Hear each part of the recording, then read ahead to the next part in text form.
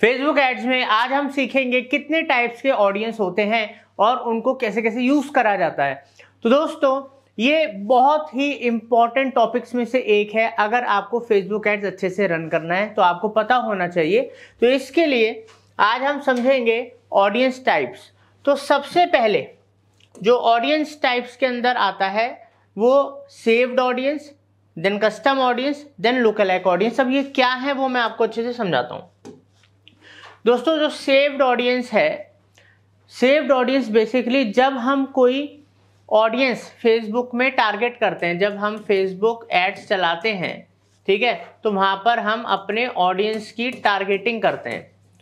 ठीक है, तो जब हम ऑडियंस सेलेक्ट करते हैं कि हमें मान लो मेरे को डिजिटल मार्केटिंग कोर्स का एड चलाना है, तो मैं वहां पर टारगेट करूंगा स्टूडेंट्स को, एमबीएस को, जो एडवर्टाइजिंग में है, इस फील्ड के अंदर है, उनको टारगेट करूंगा।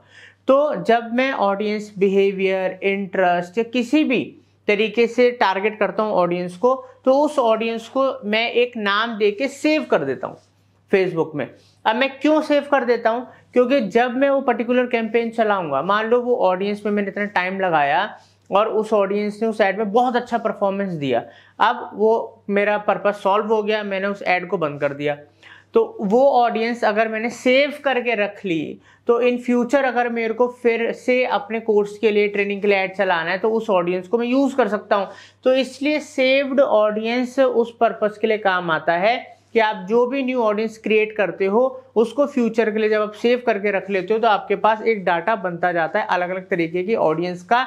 और ये आगे चल के आपको ए बी टेस्टिंग में भी काम आता है, क्योंकि एक ही काम के लिए जब आप मल्टीपल ऑडियंस टारगेट करते हो या सेव्ड ऑडियंस बना लेते हो और उनकी ए बी टेस्टिंग करते हो, तो आपको ये भी पता लग जाता है कि इस पर्टिकुलर आपके ऑब्जेक्टिव के लिए कौन सी ऑडियंस ज़्यादा बेटर दे रही है, उससे जिससे ज़्यादा बेटर रिजल्ट आ रहे हैं। तो ये आपको कई तरीके से हेल्प करता है। तो आपका टाइम सेव करता है, ए बी टेस्टिंग में हेल्प करता है, और फ्यूचर में आपको बार बार ऑडियंस बनाने की जरूरत नहीं बैठती। अब हम बात करते हैं यहाँ पर कस्टम ऑडियंस की। अब कस्टम ऑडियंस क्या है? ये वो ऑडियंस होता है जो ऑडियंस हम खुद जनरेट करते हैं। अब जैसे अगर कोई हमारे पास हमारा कस्टम डाटा है, कस्टम डाटा मतलब मान लो आपका एक ऑफलाइन स्टोर है ज्वेलरी का, और वहां पर आपके 2-3 साल के अंदर हजारों कस्टमर्स का आपके पास डाटा है जिन्होंने आपसे प्रोडक्ट बाय करा या आए बाय नहीं करा, बट आपके पास डाटा है। अब आप चाहते हो उस डाटा को मैं, जो आपका खुद का कस्टम डाटा है, ऑफलाइन डाटा जिसको बोलते हैं, उसको हम अपलोड करें और उसको हम टारगेट करें, तो वो कस्टम ऑडियंस के थ्रू होता है, वो आपकी कस्टम ऑडियंस बन जाती है। उसके अलावा आपकी वेबसाइट पे आपने पिक्सल लगा रखा है फेसबुक का, वहां पर जो भी लोग आए, ठीक है, जो आपकी वेबसाइट पे लोग आए, उनकी ट्रैकिंग हुई, वो कुकीज बनी, वो डाटा बना, वो गैदर होता रहता है जब आप एक कस्टम ऑडियंस अपनी वेबसाइट के नाम से क्रिएट करते हो। ये सब हम आपको प्रैक्टिकल भी सिखाएंगे फेसबुक एड्स के अंदर कि कैसे आप सेव्ड ऑडियंस बनाओगे, कैसे आप कस्टम ऑडियंस बनाओगे, ऑफलाइन डाटा यूज करोगे, कैसे वेबसाइट का डाटा, अपना कस्टम डाटा बनाओगे, सब सिखाएंगे।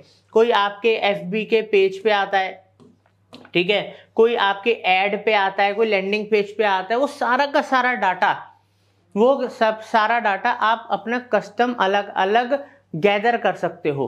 तो वो आपका एक ऑडियंस इकट्ठा होता जाता है, इकट्ठा हो जाता है, और ये वो ऑडियंस होता है जो ऑडियंस आपके संग इंटरेक्ट कर चुका है, जो एक बार आपको जान चुका है, या तो आपकी वेबसाइट पे आया, या आपके शोरूम पे आया, या आपके फेसबुक के पेज पे आया, आपका उसने ऐड देखा, या आपके लैंडिंग पेज पे आया, ठीक है, या आपकी कोई वीडियो व्यू करे, आपका कोई कंटेंट व्यू करा आपके, तो ये सब चीजें आपके कस्टम डाटा के अंदर आती हैं। अब होता क्या है, क्योंकि ये हमारा वो डाटा बन गया जो हमारे संग इंटरेक्ट कर चुका है, तो ये मतलब थोड़ा सा हमारा वो ऑडियंस है जो ज्यादा रेलिवेंट है, ठीक है, जिसे इंटरेस्ट शो करा हमारे किसी न किसी चीज के अंदर। तो इस ऑडियंस को काफी ज्यादा यूज करा जा सकता है रीमार्केटिंग के लिए, रीटारगेटिंग के लिए ये डाटा काफी ज्यादा यूज होता है। उसके साथ साथ उसके बाद आता है लुक अलाइक ऑडियंस। अब लुक अलाइक ऑडियंस मैं आपको समझाता हूँ क्या है। अब मान लो इसमें कोई भी एक एग्जांपल ले लेते हैं। कस्टम ऑडियंस में हम लेते हैं कि जी हमारी वेबसाइट पे मान लो 3 महीने के अंदर 5000 लोग आए, तो हमारे पास कस्टम ऑडियंस में वेबसाइट विजिटर्स 5000 डाटा हमारे पास बन गया। मगर जब हमें फेसबुक पे ऐड चलाना है, ठीक है, तो 5000 ऑडियंस को दिखाने से तो सिर्फ कुछ नहीं होगा, तो फेसबुक क्या करता है, हम इस अपने कस्टम डाटा वेबसाइट ऑडियंस से एक लुक अलाइक ऑडियंस बना लेते हैं कि भाई ये जो मेरी वेबसाइट का डाटा है, इस जैसी और भी जो सिमिलर ऑडियंस है, सिमिलर इंटरेस्ट है, सिमिलर टाइप की ऑडियंस है, इसको भी मेरा ऐड दिखे। अब मान लो ये तो 5000 था वेबसाइट का, बट लुक अलाइक जो डाटा था वो लगभग जो मिला वो 2 लाख मिला।